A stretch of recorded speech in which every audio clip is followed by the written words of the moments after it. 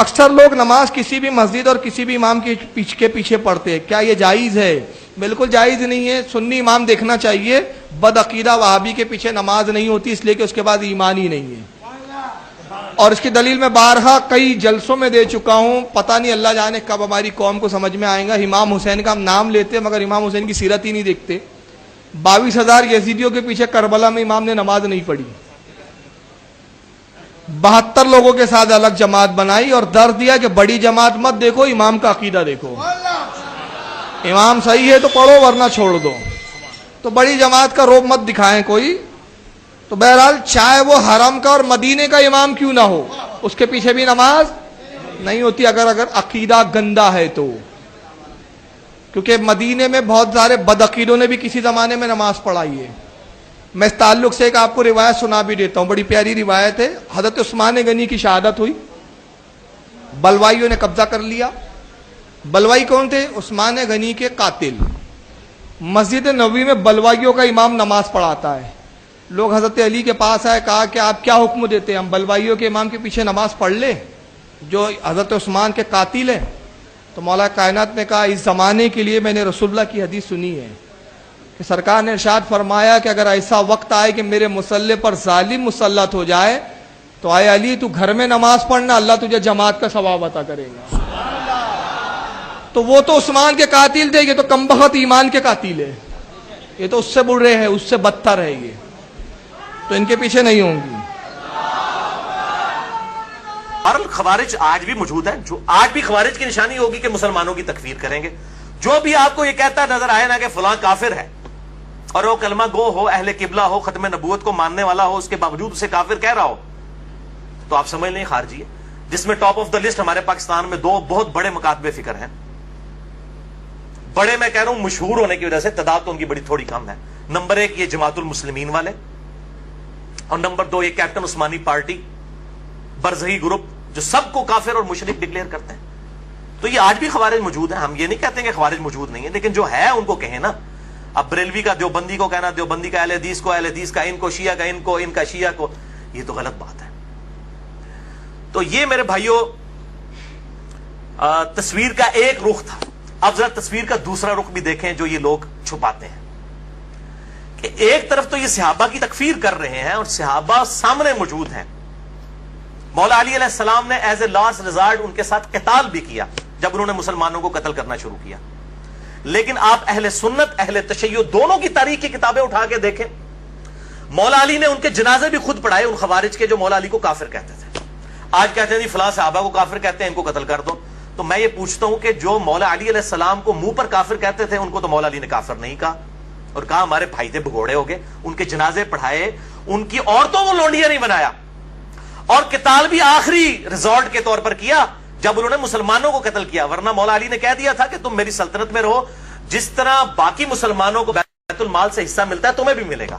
لیکن جب انہوں نے مسلمانوں کو قتل کرنا شروع کیا تو ایز اے لاسٹ ریزارٹ مولا علی رضی اللہ تعالیٰ عنہ علیہ السلام نے تلوار اٹھائی، اور اس کی بشارتیں اس میں موجود ہیں ریسرچ پیپر کے اندر کہ آپ صلی اللہ علیہ وسلم نے فرمایا تھا کہ قرآن حکیم کو منوانے کے لیے جس طرح مجھے کافروں کے خلاف قتال کرنا پڑا ہے، میرے صحابہ میں ایک خوش نصیب وہ بھی ہے جسے مسلمانوں کے خلاف قتال کرنا پڑے گا قرآن کو منوانے کے لیے۔ ابو بکر اور عمر بھی موجود تھے، انہوں نے پوچھا یا رسول اللہ ہم ہیں؟ آپ نے فرمایا نہیں، بلکہ وہ شخص جو میری جوتیاں گانٹ رہا ہے۔ آپ صلی اللہ علیہ وسلم کی جوتیاں اس وقت سیدنا علی گانٹ رہے تھے۔ صحابہ دوڑے مولا علی رضی اللہ تعالیٰ عنہ علیہ السلام کی طرف اور کہا کہ آپ کے بارے میں نبی صلی اللہ علیہ وسلم نے اتنی بڑی پریڈکشن فرمائی ہے۔ تو مولا علی مسکرا پڑے، جسے صحابہ کہتے ہیں ہم سمجھ گئے کہ آپ کو پتا تھا یہ کہ میں نے آن دا بہاف آف پروفٹ ان لوگوں کے خلاف قتال کرنا ہے۔ اور یہ حدیث الحمدللہ صحیح سند کے ساتھ مسند امام احمد میں جلد 3 صفحہ 82 پر 11790 ہے، اور اسی طریقے سے سنن نسائی الکبریٰ میں 8457 نمبر ہے، صحیح سند کے ساتھ الحمدللہ یہ حدیث موجود ہے۔ یہ کربلا والے میرے ریسرچ پیپر میں نے ڈالی ہوئی ہے۔ تو یہ دوسرا میں آپ کو کنٹراسٹ بتا رہا ہوں۔ اسی طریقے سے اسی ریسرچ پیپر میں نے وہ روایت ڈالی ہے 24 نمبر پر کہ المصنف ابن ابی شیبہ میں انٹرنیشنل نمبر کے مطابق 37,942 نمبر اثر ہے کہ مولا علی علیہ السلام سے خود پوچھا گیا کہ بتائیے کہ یہ خوارج جو ہیں کیا یہ مشرک ہیں جو آپ کو مشرک اور کافر کہتے ہیں؟ آپ نے فرمایا یہ مشرک نہیں ہے، یہ شرک سے ہی تو بھاگے ہیں، یہ اس لیے مجھ سے دور ہوئے کہ انہیں یہ گمان ہوا کہ میں غلط ہوں، میں شرک میں مبتلا ہو چکا ہوں. انہوں نے اپنے گمان میں یہ سمجھا یہ شرک سے بھاگنے کے لیے انہوں نے کیا, مشرک نہیں ہے. پھر پوچھا گیا کیا منافق ہے؟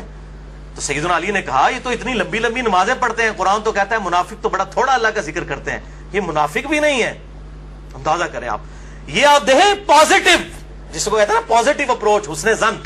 کہا ہمارے بھائی تھے بگوڑے ہو گئے. میں یہی کہتا ہوں کہ یہ آج بھی جب کسی کے ساتھ اختلاف ہو تو آپ زیادہ سے زیادہ یہ کہہ دیا کریں کہ ہمارے بھائی تھے بگوڑے ہو گئے, بجائے کہ آپ کفر و شرک کے فتوے لگانا شروع کر دیں. یہ سیدنا علی آپ دیکھیں کیا پازیٹو ان کی اپروچ تھی. تو یہ نہیں وہ بتاتے ہیں کہ بھائی خوارج کے بارے میں, خوارج وہ کہتے ہیں اور قتل کرو, یہ نہیں بتاتے خوارج کے بارے میں سیدنا علی کا ایٹیچیوڈ کیا تھا.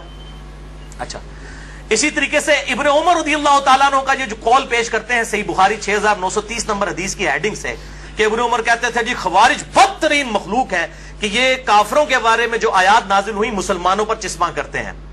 لیکن اس تصویر کا ایک دوسرا رخ بھی موجود ہے. وہ انڈیا میں ایک وہ جھوٹا انسان آج کل انہوں نے اٹھایا بریلویوں نے, فاروق رضوی. وہ روایتیں عجیب و غریب اکٹھی کر کر کے تو بیان کر رہا ہوتا ہے. یہ فاروق رضوی کو بھی میں یہ علمی طور پر جواب دے رہا ہوں, اینٹی وینم, کہ میرے بھائی اس کو بھی پڑھ, یہ بھی چیزیں موجود ہیں کہ ابن عمر کا اگر وہ قول ہے نا خوارج کے بارے میں تو یہ بھی موجود ہے. جو میں نے اپنے اس ریسرچ پیپر میں واقعہ کربلا کا حقیقی پس منظر 72 صحیح الاسناد حدیث کی روشنی میں 24 نمبر پہ ڈالا ہے, اور سنن کبریٰ البیہقی میں, سنن کبریٰ البیہقی میں انٹرنیشنل نمبر کے مطابق 5088 نمبر ہے کہ ابن عمر خوارج کو سلام بھی کیا کرتے تھے, حالانکہ وہ اس وقت مسلمانوں کو قتل کر رہے تھے. اور ابن عمر فرمایا کرتے تھے کہ جب تک خوارج کی مسجدوں سے حی علی الصلاح حی علی الفلاح کی آوازیں آئیں گی, ہم ان اذانوں کا جواب بھی دیں گے, ان کے پیچھے نمازیں بھی پڑھیں گے, ان کے سلام کا بھی جواب دیں گے, لیکن جب ہمیں یہ کہیں گے کہ ہم اپنے مسلمان بھائیوں کو قتل کریں پھر ہم ان کا ساتھ نہیں دیں گے. یہ ابن عمر خوارج کو بدترین مخلوق سمجھتے تھے. تو ابن عمر تو خوارج کے پیچھے نماز بھی پڑھتے تھے. کیا یہ بریلوی مکتبہ فکر کے لوگ, خصوصاً یہ فاروق رضوی جو پارٹی ہے, یہ تو لیکچر ریکارڈ کروا رہا ہوتا ہے کہ امام کعبہ کے پیچھے نماز نہیں ہوتی ہے, جو ابن عمر خوارج کے تو یہ تو خارجی ہیں. تو میں پوچھتا ہوں کہ ابن عمر تو خوارج کے پیچھے نماز بھی پڑھتے تھے, آپ ابن عمر کو نہیں مانو گے؟ اگر تم خوارج ہی سمجھتے ہو اہل حدیث کو تو نمازیں تو ان کے پیچھے پڑھو, ان کے سلام کا جواب تو دو. اور پھر جعلی روایتیں بیان کرتا ہے, کہتا ہے جی, اور حوالہ تو پیش نہیں کرتے نا, سامنے میں سارے وہ بٹ قسم کے لوگ بیٹھے ہوتے ہیں, ان کو بھی سمجھ نہیں آتی کہ ان سے پوچھیں کہ بھئی یہ کہاں سے بات بیان کر رہے ہو. کہتا ہے جی مولا علی علیہ السلام کو نبی صلی اللہ علیہ وسلم نے کہا تھا کہ علی ایک زمانہ آئے گا کہ جو ہے وہ اس طریقے سے مسلمانوں کے خلیفہ کو محصور کر دیا جائے گا, تم اس وقت ان کے پیچھے نمازیں نہ پڑھنا بلکہ تم گھر میں نماز پڑھنا. وہ کیڑی کتاب لکھی ہے حدیث, میں تمہیں دسنا کیڑی کتاب لکھی ہے, بخاری شریف سے میں بتاتا ہوں کہ اس کی بالکل مخالفت میں حدیث لکھی ہوئی ہے جو تو اپنی پبلک کو دھوکہ دے رہا ہے. صحیح بخاری میں انٹرنیشنل نمبر کے مطابق 694 نمبر روایت ہے کہ نبی صلی اللہ علیہ وسلم نے فرمایا کہ امام تمہیں نمازیں پڑھاتے ہیں, اگر وہ صحیح نماز پڑھائیں گے تمہیں تمہارا ثواب پورا ملے گا اور ان کو بھی ملے گا, اور اگر وہ تمہیں غلط نمازیں پڑھائیں گے تو تمہیں ثواب پورا مل جائے گا, ان اماموں کی غلطیوں کا وبال انہی پر ہوگا. یہ اکثر مجھے لوگ پوچھ رہے ہوتے ہیں کہ جی بریلوی اور دیوبندی امام رفع الیدین نہیں کرتے تو غلط نماز پڑھ رہے ہوتے ہیں, تو ان کے پیچھے ہم نماز پڑھ لیا کریں. بھئی بیسک نماز کی سٹرکچر تو سب کی ایک ہی ہے, قیام, قیام کے بعد رکوع, رکوع کے بعد کھڑا ہونا, ہر رکعت میں 2 سجدے, 2 سجدوں کے درمیان بیٹھنا, 2 رکعتوں کے بعد تشہد کرنا اور 4 کے بعد سلام پھیر دینا. یہ بیسک سٹرکچر تو سب کی سیم ہے. باقی رفع الیدین والا ایشو ہے, تو اگر امام رفع الیدین نہیں کرتا آپ ضرور سنت کے مطابق رفع الیدین کریں, آپ کی نماز ہو جائے گی, امام کی غلطی کا وبال اسی پر ہوگا. اسی طریقے سے فاتحہ خلف الامام کے لیے اگر کوئی امام وقفہ نہیں دیتا قرات کرنے کے بعد رکوع سے پہلے کہ مقتدی بھی قرآن پڑھ لیں سورۃ الفاتحہ, تو اس کی غلطی کا وبال اس پہ ہے. آپ نے سورۃ الفاتحہ پڑھنا ہے کیونکہ اس کے بغیر نماز نہیں ہوتی. مسئلہ نمبر 84 میرا سن لیجیے اہل سنت پاک .com پہ. تو یہ ابن عمر رضی اللہ تعالیٰ عنہ کے بارے میں روایت وہ والی بیان نہیں کریں گے, وہ خوارج کے پیچھے نمازیں پڑھتے تھے, ان کو سلام کرتے تھے, اور صحیح بخاری کی 694 نمبر حدیث اور اگلی 695 نمبر حدیث, میں کہتا ہوں یہ دونوں کڑوی گولیاں ہیں ان مولویوں کے لیے, اور یہ ساروں کے لیے, بریلوی, دیوبندی, اہل حدیث, شیعہ, جو سب اس قسم کے فتوے دیتے ہیں نا کہ ایک دوسرے کے پیچھے نماز نہیں ہوتی ہے, ان کے لیے یہ کڑوی گولیاں ہیں. 695 نمبر حدیث جو صحیح بخاری میں ہے, اس کے اوپر تو امام بخاری نے باب باندھ دیا ہے کہ باغی اور بدعتی کے پیچھے نماز پڑھنے کا حکم ہے خلیفۃ المسلمین سیدنا عثمان غنی رضی اللہ تعالیٰ عنہ وعلیہ السلام کی طرف سے کہ باغیوں اور بدعتیوں کے پیچھے نماز پڑھو. امام بخاری نے باب باندھا اور پہلے تعلیقاً روایت حسن بصری کا قول لے کر آئے تابی رضی اللہ تعالیٰ عنہ علیہ السلام، المتوفی 110 ہجری، کہ حسن بصری کہتے ہیں، جو بخاری اور مسلم کے راوی ہیں، کہ بدعتی امام کے پیچھے نماز پڑھ لے اس کی بدعت کا وبال اسی پر ہوگا۔ اور پھر نیچے روایت لے کر آئے امام بخاری 695 نمبر صحیح بخاری میں، جو مولویوں کے گلے سے نیچے نہیں اترتی، کہ سیدنا عثمان غنی رضی اللہ تعالیٰ عنہ کو جب باغیوں نے محصور کر لیا، مسجد میں آنے پر پابندی لگا دی ان کے دور خلافت میں، لوگ حاضر ہوئے، کہا اے امیر المومنین ہمارے امام تو آپ ہیں، اور یہ فتنوں کا امام، بدعتی امام مسجد پر قابض ہے اور نمازیں پڑھاتا ہے، ہمیں اندیشہ ہے کہ ہم کہیں گناہ گار نہ ہو جائیں ان کے پیچھے نماز پڑھ کے۔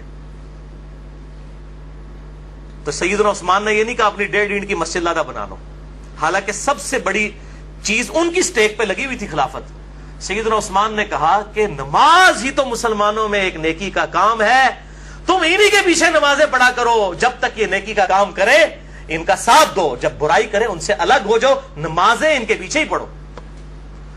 اس سے بڑی کون سی بدعت ہوگی؟ وہ کہتے ہیں جی کوئی چھوٹی بدعت ہوتی ہے، کوئی بڑی بدعت۔ بھئی سب سے بڑی بدعت خلیفۃ المسلمین کے خلاف خروج کرنا ہے۔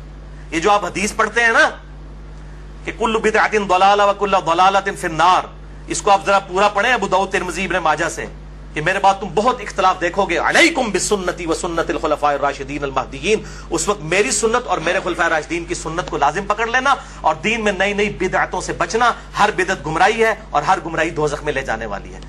پرٹیکولرلی خلفاء راشدین کے خلاف خروج کو نبی صلی اللہ علیہ وسلم نے بدعت کہا ہے، اور وہ 5 ہیں خلفاء راشدین، ابو بکر، عمر، عثمان، علی، حسن ابن علی رضی اللہ عنہم اجمعین وعلیہ السلام۔ میں نے اس میں بتایا وہ 30 سال تک خلافت ہے۔ تو سیدنا عثمان کے خلاف جو کھڑے ہوئے وہ تو بدعت کبریٰ کرنے والے لوگ تھے، اور یہ تو جھوٹا پراپوگنڈا بھی کیا جی وہ یہودی پارٹی تھی، کوئی عبداللہ ابن سبا پارٹی تھی، عبداللہ ابن سبا پارٹی تھی تو چلے اگر for the sake of argument آپ کا جھوٹ مان لیں تو پھر تو یہودیوں کے پیچھے نماز پڑھنے کا سیدنا عثمان نے کہہ دیا، چلو ہاں ووٹ پھکیلاب کیجئے، یہودی سنو، مسلمان تھے، تعویل کی غلطی لگی ہوئی تھی ان کو۔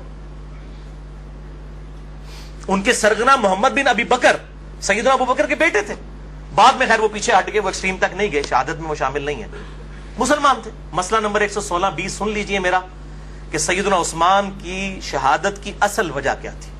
بس ان کی کچھ پالیسیز ایسی تھیں جن کی وجہ سے صحابہ کو ان سے اختلاف ہو گیا تھا، اور وہ اختلاف پھر ایک خاص درجے کو تجاوز کر گیا، حتیٰ کہ سیدنا عثمان رضی اللہ تعالی عنہ وعلیہ السلام کو مظلوماً شہید کر دیا گیا۔ تو یہ ایک تلخ داستان ہے۔